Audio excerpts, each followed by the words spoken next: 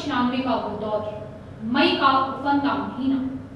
एक ओर सूर्य अपनी ऊष्मा से तापमान को शिखर पर ले जाना चाहते थे, तो दूजी थी केंद्र में हो रही राजनीति, जिसने भारतीय राजनीति के मौसम में ताप की मात्रा को इस हद तक बढ़ाया था कि मानो सबसे बड़ी ज्वालामुखी ने लावा उगला। समूचे भारतवर्ष में उथल पुथल का माहौल था।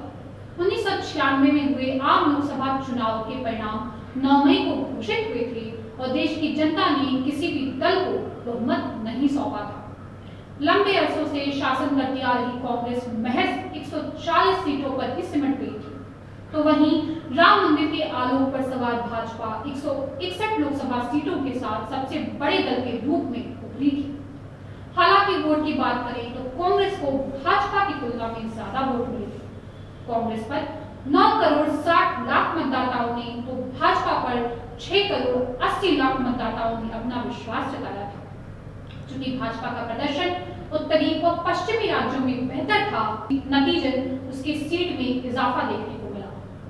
इन सब से इतर केंद्र की राजनीति में एक तीसरा मोर्चा भी तैयार खड़ा था, जिसे करीब 170 से ज्यादा सीटें हासिल थी। इस मोर्चे में जनता दल, कम्युनिस्ट पार्टियां और दक्षिण से डीएमके भी शामिल थी।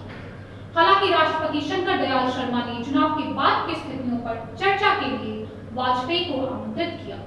मतलब स्पष्ट था, वाजपेयी दुनिया के सबसे बड़े लोकतंत्र के नेता बनने को तैयार थे। हुआ भी ऐसा ही। 16 मई 1996 को वाजपेयी ने देश के प्रधानमंत्री के पद की शपथ ली। शपथ ग्रहण संपन्न हुआ, कैबिनेट भी गठित हुई, पर असली समस्या थी बहुमत जुटाना। भाजपा समेत उनके सहयोगी दलों के सांसदों की कुल संख्या भी 200 से कम थी।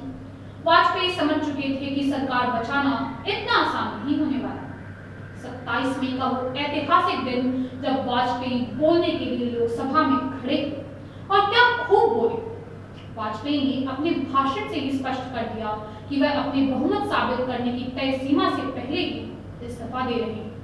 और इसी के साथ उन्होंने अपने भाषण के अंतिम अंश भी पढ़े, जो कुछ इस प्रकार थे। माननीय अध्यक्ष महोदय, मैं महामहिम राष्ट्रपति को अपना त्याग पत्र सौंपने जा रहा हूं। उन्होंने अपने इस कदम से भारत की जनता को यह संकेत भी दिया कि भाजपा को अब सत्ता सौंपी जा सकती है।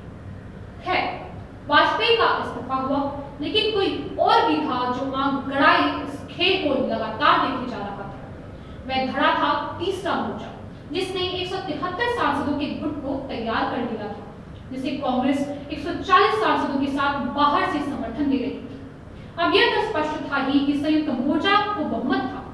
पेच फंसी थी नेता चुनने की। थोड़े विवाद के बाद इस मसले का भी हल निकाल दिया गया और लगभग 2 दशकों से पश्चिम बंगाल की कमान संभाल रही ज्योति बसु के नाम पर सहमति बनी। एक पल के लिए लगा मानो देश को पहला कम्युनिस्ट प्रधानमंत्री मिल ही जाएगा, लेकिन इन संभावनाओं पर ग्रहण स्वयं कम्युनिस्टों ने ही लगा।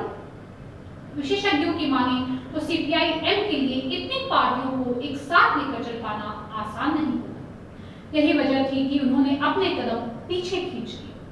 हालांकि बाद में ज्योति बसु ने इसे ऐतिहासिक भूल करार दिया। आखिरकार संयुक्त मोर्चे ने कर्नाटक के तत्कालीन मुख्यमंत्री एच.डी. देवेगौड़ा को प्रधानमंत्री पद के लिए चुना और इस सियासी उठापटक को विराम दिया। आपके लिए जानकारी जुटाई थी हमारे साथी गौरव ने। मैं लक्ष्मी। इसी तरह जमे रहिए हमारे ठेके पर। शुक्रिया।